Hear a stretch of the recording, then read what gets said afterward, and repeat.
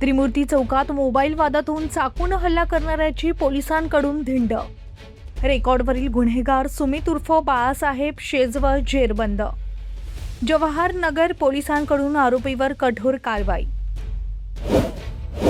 मोबाईलच्या किरकोळ वादातून त्रिमूर्ती चौकात तरुणावर प्राणघातक चाकू हल्ला करण्यात आला होता आणि या प्रकरणी पोलिसांनी तातडीनं कारवाई करत आरोपीला अटक केली असून आज त्याची धिंड काढत कडक संदेश दिला। छत्रपती संभाजीनगर शहरातील त्रिमूर्ती चौक परिसरात मोबाईलच्या वादातून गंभीर गुन्हा घडला होता।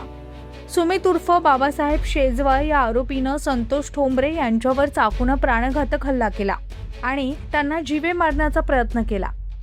या हल्ल्यामध्ये संतोष ठोंबरे गंभीर जखमी झाले असून त्यांच्यावर उपचार सुरू आहेत। दरम्यान आरोपी सुमित हा रेकॉर्डवरील गुन्हेगार असल्याची माहिती समोर आली आहे। घटनेनंतर जवाहर नगर पोलिसांनी तात्काळ कारवाई करत आरोपीला अटक केली। पोलिसांनी केवळ अटकच नाही तर आरोपीनं ज्या ठिकाणी गुन्हा केला आणि तो ज्या भागात राहतो त्या परिसरात त्याची धिंड काढली आणि या कारवाईमुळे परिसरात कायद्याचा चांगलाच धाक निर्माण झाला। ही संपूर्ण कारवाई पोलीस निरीक्षक सचिन कुंभार यांच्या मार्गदर्शनाखाली PSI माने, PSI सुतार तसंच पोलीस हवालदार गायकवाड, पोटे, पठाण, शिंदे आणि मारुती गोरे यांच्या पथकानं यशस्वीपणे पार पाडली।